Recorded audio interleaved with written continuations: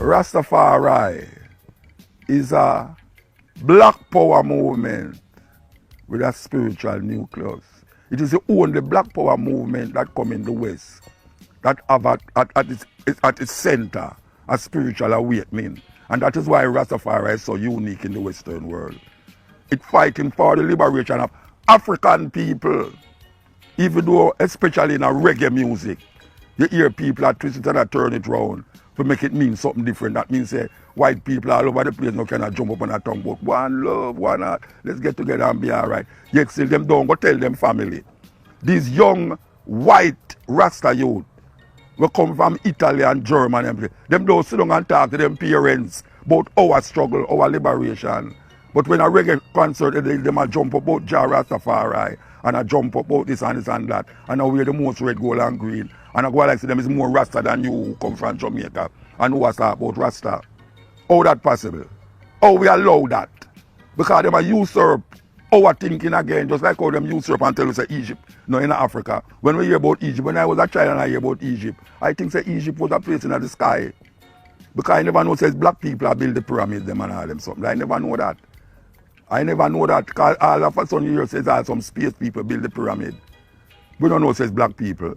As a matter of fact, we demonize Egypt because the Bible talk about Israel and Egypt. And most of us see themselves as Israelite. So them say, yeah, Pharaoh are wicked, Egypt this and Egypt that. Yet still Egypt is the one of the cradles of civilization. So how we make them do that?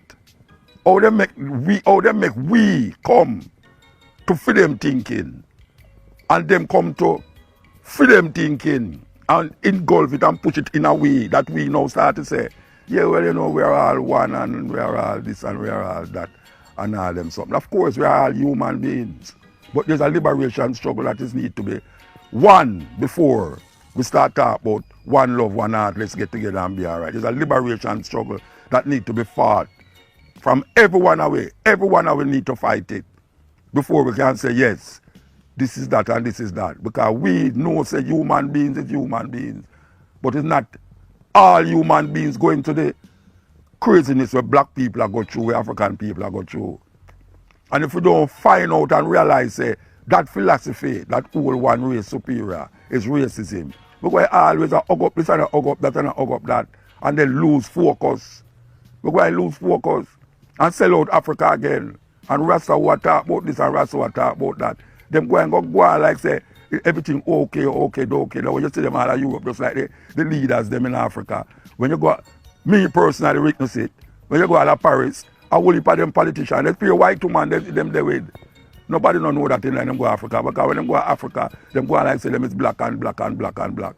And when you see them in Europe in some party, a pure white people them hug up and gone to sleep with them. And you have Rasta. Musician and artists, them dep on tour. It's that them do. Them lose the post, them lose the focus. And that is what we need.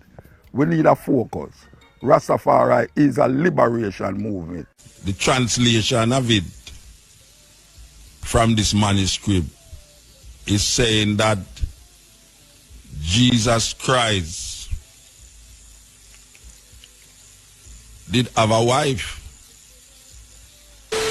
A news come out about this well, I don't know if it's an archaeologist, but she appeared to be a big scholar in the theological vibes there, you know, them theologians who is always digging up and finding things. Well, apparently this scholar, this woman who is a well-respected PhD, all the other accolades that them have on your name when you go through some big theological universities, them find a manuscript. And the manuscript is a very ancient manuscript, dated, well, they never put no date on it, but is a long time manuscript them find.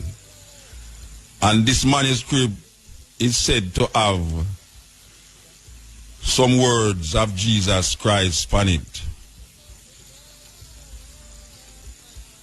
These words is not in the Bible. So it's a new piece of the Bible them find. And some pan papyrus paper. Them find it pan the papyrus paper. And where it say, the translation of it from this manuscript is saying that Jesus Christ did have a wife. This is a serious thing because many people have been saying that over the years. But now, if this is legitimate, where you're going to hear about it, is that Jesus is making reference to his wife, Mary. Now, can you imagine all these nuns over the years who were celibate, we never want to have no sex because they are the bride of Christ. You can imagine all of these nuns get jealous and all say, oh, Jesus should have a woman with them. It's a terrible thing. Because they thought that they were the women of, or the bride. Because you know, these nuns married to Christ, you know. Them have an all ring, you know. Where them give them everything to Christ. And them sit up in these nunneries. For centuries it has been going on. Can you imagine if this, well, you know, them not going to accept it. Them not going to accept it.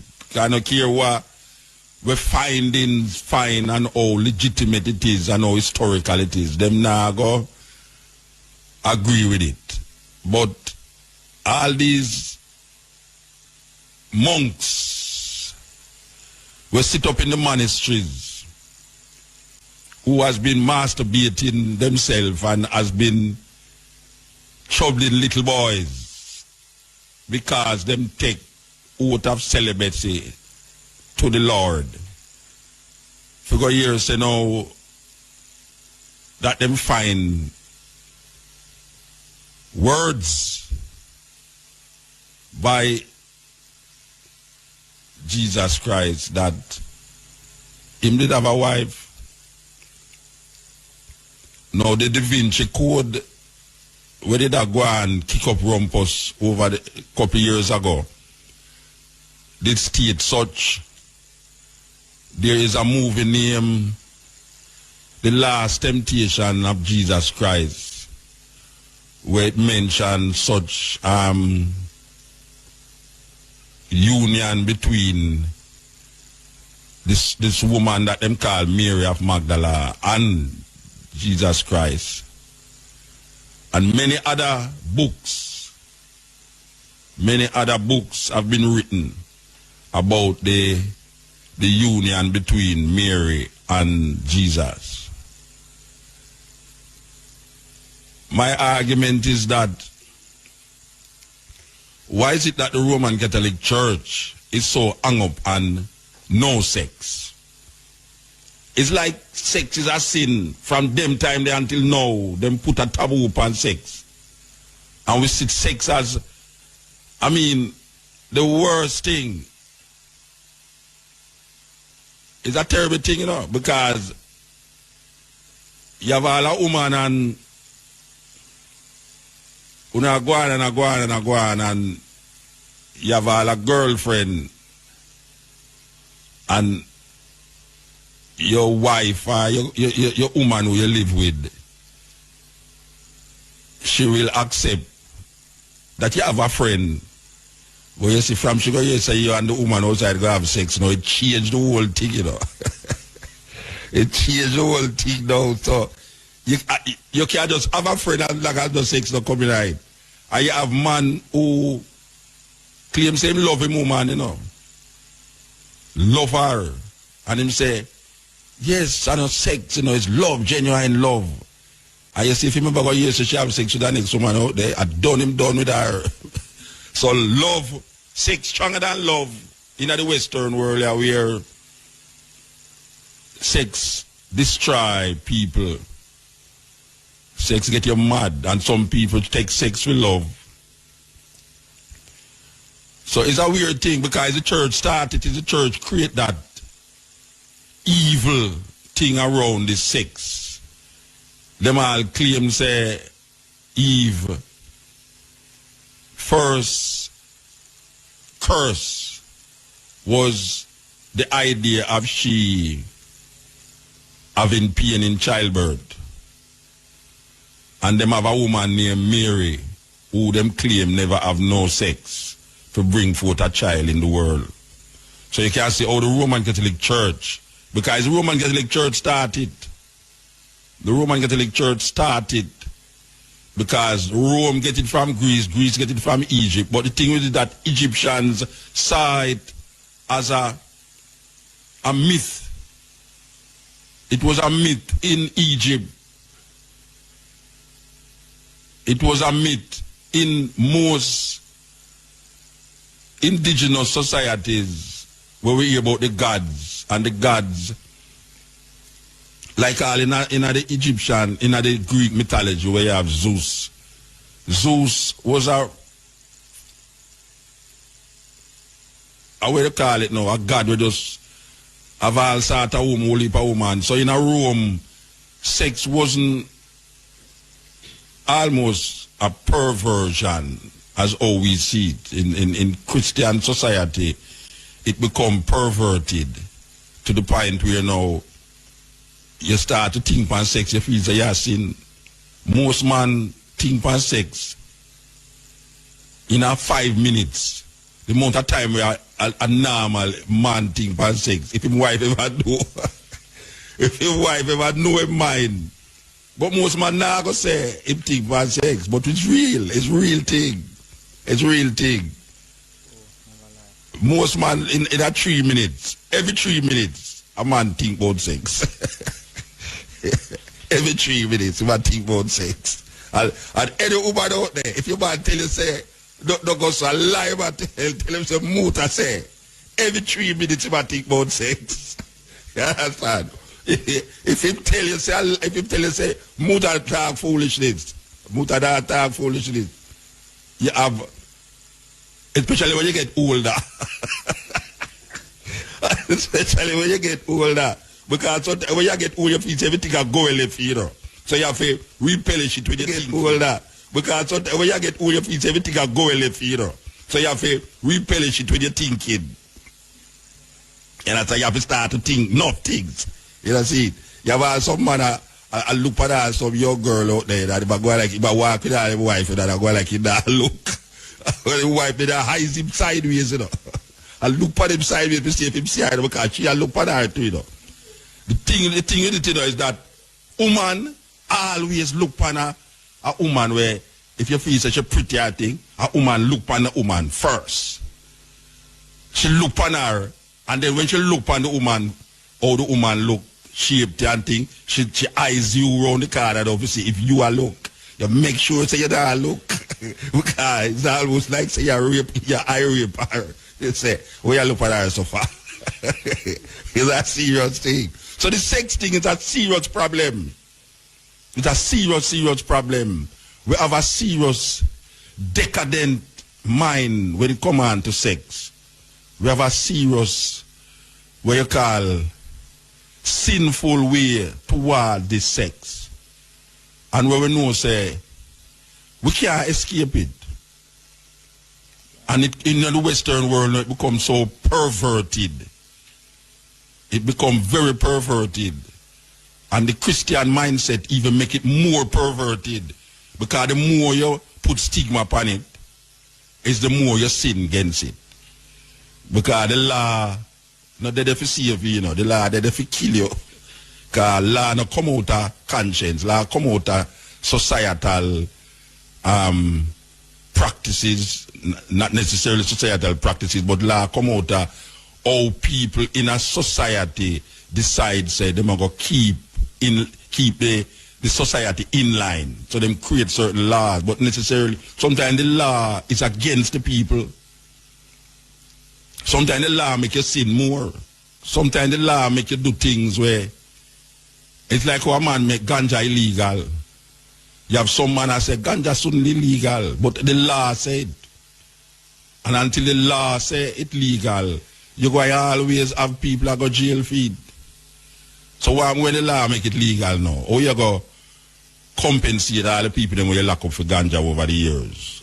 Because sometimes the law can sit in, or the lawyers, the people who make the law, can sit in and legislate that we can make that law redundant based upon for what is taking place now.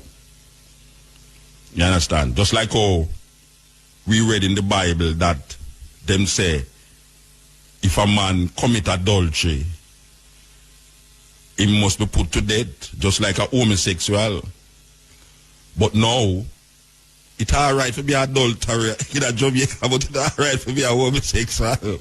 I don't know. You should have someone start stone some man, because the whole of we guilty of adultery. You know what I'm saying? So, you have a man now where him not say nothing wrong with adultery, you know, but him, God bless him would have killed him that stone a homosexual. Because to him, homosexuality is worse, the worst thing a man can do. Because it threatens female sexuality.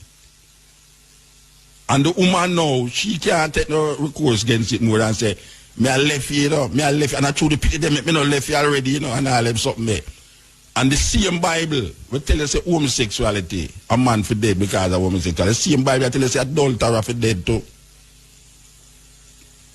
As a matter of fact, the Bible have a way for y'all tell you, say, if you have a vineyard, you must plant certain food with next food. Yeah, serious thing. That's why all man take all oat against vine food. You have bubble them when I eat no vine food.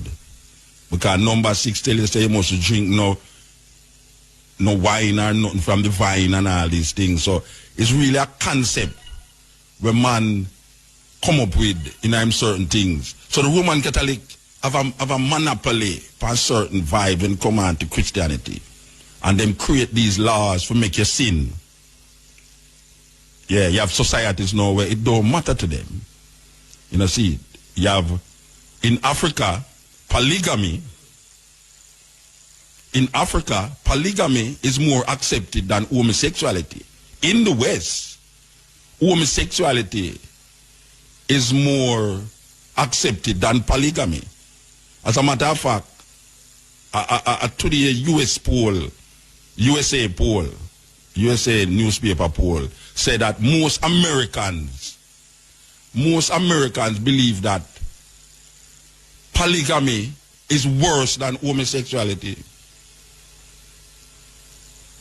Most Americans believe that polygamy is where a man have more than one wife.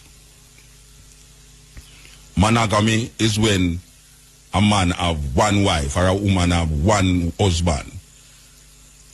Polyandry is when a woman have more than one husband. And then now me I hear about a new one named polymony, where a couple is involved with more than one relationship and the whole of them agree with the whole heap of relationship where the whole of them have. So you have polygamy, where it's practiced in the most Eastern societies, including Africa. Like the president of South Africa, Zuma, he have 5 wives. He come here with one the other day. I don't know who might try to show off. But I know he have 5 wives, and everybody know he have 5 wives. Zuma, the president of South Africa, have 5 wives. And it's not unusual for a Zulu have 5 wives. In the Hebrew tradition, a man allowed to have like 7 wives. Me go to Cameroon, and me book a man, we have 72 wives. The man there is a madman. Definitely. Because one is enough for 2. I mean, you got away 3, 4, but when you got 72. The problem with in marriage, you know, is that, and it's a weird thing, because I see some things in Africa where it should have blown some people's mind, you know. I see a man, I sit down with them and I reason with them, you know. The man married to the 2 sisters them. Him have, you know, Jamaican people kind of classity, you know, and I go like say something. Because when you go to a country, Trust me, cousin and cousin, they're together, this and that, and family, this with the relationship, and all them something, and I go like it not happening, you know.